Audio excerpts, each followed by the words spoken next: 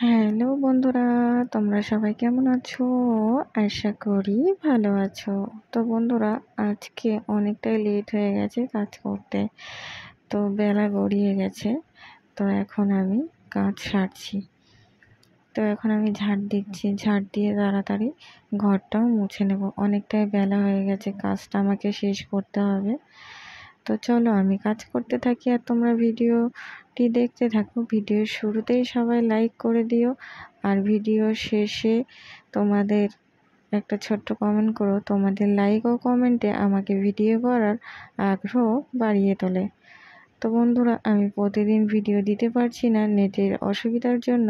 তো তোমরা কেউ কিছু মনে করো না বা আমাকে ভুলে যেও না, কেমন? তো চলো আমি তাড়াহুড়ো করে ঝাড়টা দিয়ে নিচ্ছি। আর এখন বর ঘুমাচ্ছে, সেই সুযোগে তাড়াতাড়ি কাজটা করে নিই, যাতে আমাকে ঘুম থেকে উঠে কিছু বলতে না পারে। আর আজকে সত্যি এতটা বেলা হয়ে গেল, মানে কি বলবো তোমাদেরকে। তো চলো আমি কাজ করতে থাকি আর তোমরা ভিডিওর সঙ্গে থাকো। তো আজকে কি করলাম না করলাম সেটাই তোমাদেরকে শেয়ার করব। তার জন্য ভিডিওটি তোমাদের দেখতে হবে, আর দেখে তোমরা আমাকে বলবে যে তোমাদের কেমন লাগলো।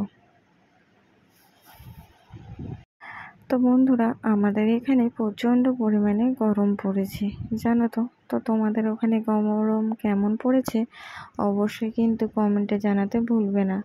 এখানে না ভীষণ গরম পড়েছে, আর আমি তো আমার ঘরে একদমই থাকতে পারি না। তো এই যে গরমকাল আসলো আর আমাদের কষ্টের দিন শুরু হলো। তো ঘরটাকে একটু ঠান্ডা করার জন্য কি না করি, কখনো গামছা কখনো তোয়ালি ভিজে জানলার পাশে রেখে দিই, যদি ঘরটা একটু ঠান্ডা হয়। আসলে আমাদের ঘরের সাইডে তো কোনো গাছপালা নেই, সেজন্য সব রোদ আমাদের ঘরের জানলা দিয়ে পড়ে, আর ঘরটা পুরো গরম হয়ে যায়। তো তোমাদের সাথে কথা বলতে বলতে এইদিকে বালতি নিয়ে চলে এসেছি আর ঘর মোড়াচ্ছাও শুরু করে দিয়েছি। তাই আর ওইদিকে বরমশাই ঘুমাচ্ছিল। তো ঘুমানোর সঙ্গে সঙ্গে আমিও কাজগুলো সেরে নিচ্ছি।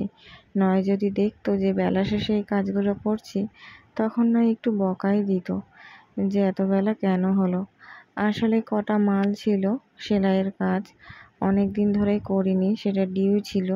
শরীরটা খারাপের কারণে ওর জন্য একটু করে মাল করছিলাম, আর ঘরের কাজ সারতে গিয়ে দেরি হয়ে গেছে। কি করব বলো, একা হাঁটতে তো পেরে উঠি না। তো ওর জন্যই সব দিকই সামাল দিতে হয়, ওর জন্য পেরে উঠি না। তো তার জন্যই আমার লেট হয়ে গেল। এবার সেটা তো আর ও বুঝবে না। ও বলেছে যে তুমি যাই কাজ করো না কেন, ঘর তোমাকে ঠিকঠাক রাখতে হবে। তাই অনেক সময় ঠিকঠাক রাখতে পারি না বলে একটু বকাঝকা দেয়। আর সত্যি আজকে ভীষণ কাজের চাপ, যেরকম মাল যাবে সেরকম হচ্ছে মানে ঘরেরও কাজ বাকি। তো সেগুলো করছি। আর এই খাটের তলায় না পুরো অবধি হাত যায় না। এটা যদি এমনি খাট হতো তাহলে ভালো হতো। বক্স খাট করে এখন দেখো খাটের তলাটাও ঠিক করে পরিষ্কার করা হয় না। কিন্তু যেই লাঠির সাহায্যে ঘর মোছা হয় সেটা যদি থাকতো তাহলে কিছুটা হলেও হতো। আমাদের প্রথমে না ছিল জানো তো, কিন্তু সেটা ইউজ করতে করতে নষ্ট হয়ে গেছে, আবারও কেনা হবে। তো তাই তো একটু ভালো করে মুছে নিচ্ছি। এই দিকটা মোছা হয়নি যেহেতু এই দিকটা ছেড়ে চলে এসেছিলাম, তো এই জন্য আবারও ভালো করে মুছে নিলাম। আর এদিকে দেখো একেবারে রাতে চলে আসলাম রুটি নিয়ে। হ্যাঁ, আর এইদিকে দেখো কাজগুলো সব এলোমেলো করা আছে, যেহেতু হচ্ছে কাল সকালে মাল যাবে, সেজন্য আজকে একটু রাত জেগে মালটা করলাম, না করলে তো আবার এগিয়ে উঠতে পারবো না। আর এদিকে দেখো পরের দিন সকালে আলু চচ্চড়ি আর এদিকে রুটি করব বলে চলে আসলাম, সকালের টিফিন করব তার জন্য। আর এখানে দেখো অল্প আটা ছিল, সেই দিয়ে আর কি করছি। তো চলো এবার নাও কাজের শেষে কিছু জামা কাপড় ছিল যেগুলো আর কি গোছানোতে পারিনি, তো সেগুলোই আর কি গোছাচ্ছি। তাই এই সুযোগে তখন রাত বাজে 12:15। একটা জিনিস মানতে হবে, দেরি করে উঠলে সমস্ত কাজই দেরি হয়ে যায়, আর সেদিনই যেন কাজের চাপটা বেশিই থাকে। তো আমি একা মনে এগুলো ভাঁজ করছিলাম, যাতে এইগুলো সব ঠিকঠাক রাখতে হবে। একটু জামা কাপড়গুলো মানে সেই সকালে মানে দুপুরের দিকে আনা হয়েছিল, যেহেতু কেচে দেওয়া হয়েছিল, তারপরে আর গোছানোর সুযোগই পাচ্ছিলাম না। তাই ভাবলাম রাতে ঘুমানোর আগে এই কাজটাও সেরে নিই। তাই যতটা পারি, যেগুলো পারি না তবুও করার চেষ্টা করি আর তাড়াতাড়ি করে। তো এইদিকে দেখো আমি এগুলো গুছিয়ে নিচ্ছি, এক এক করে গুছিয়ে নেব। নিয়ে তারপরে যে রাতে রুটি করা হয়েছে সেই রুটি খেয়ে তারপরে আমরা ঘুমিয়ে পড়ব। তার কারণ আবারও তো কালকে ভোরবেলায় উঠতে হবে, যেহেতু রান্না আছে, তো তার জন্য। আর জানো তো, যেদিন আমি ভোরবেলায় উঠি সেদিন রাত্রে আমার একদমই ঘুম আসে না। ঠিক আছে, মানে ঘুমানোর চেষ্টা করলেও মনে হয় যে যদি ঘুমের নেশায় যদি আমি দেরি করে উঠে ফেলি, তখন তো আবার চাপে পড়ে যাব। একদিন এত খারাপ সময় যায়, তোমাদেরকে কি বলবো। রান্না করতে করতে মানে এমার্জেন্সিও পেয়ে গেলে কোনো উপায় নেই, কিন্তু সেই একা হাতেই করতে হয়। কারণ তখন আমি কাকেই বা ডাকবো, আর কেই বা আছে আমাকে হেল্প করার জন্য। ওর জন্য নিজের কাজ নিজেই করি।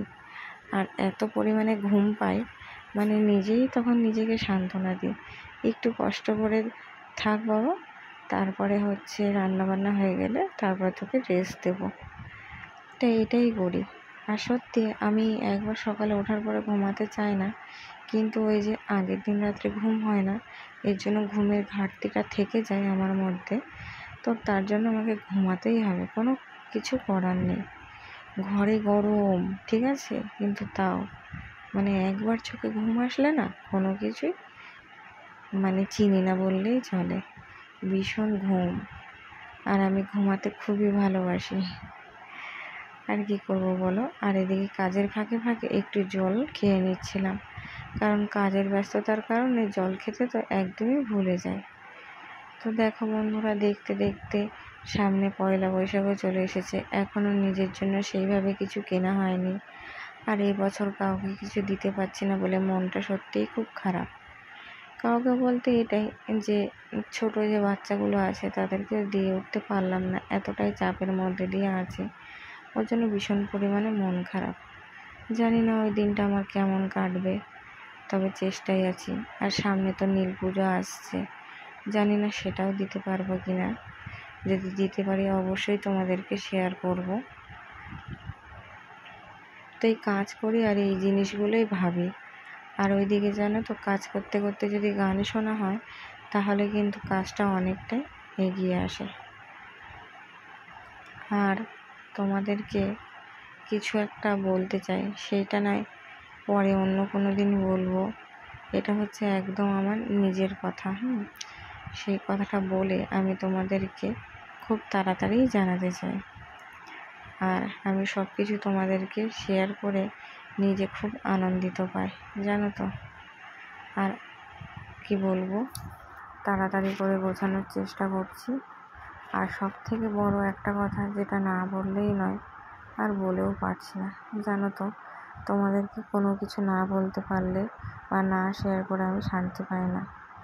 একটা ঘরের বউ যতই সংসারের জন্য করুক না কেন, সে কখনো না কারোর কাছে ভালো হতে পারে না। যেহেতু আমরা পরের মেয়ে না, আমাদের তো মানুষ দোষ ধরবেই। তো এটাই সব থেকে কষ্ট, যে যতই সংসারের জন্য করি না, তবুও ভুল ধরার মানুষের অভাব নেই। তো আমি না সত্যিই জানতাম না যে সংসার জীবনে মানুষ কত কিছুই না ভোগ করে। তো সত্যি আমি এই জিনিসগুলো নিতে পারি না, তার জন্য না নিজেকে পুরো একা করে দিয়েছি। নিজের মতন থাকি, চুপচাপ থাকি, বেশি কিছু ভালোও লাগে না। তো চলো,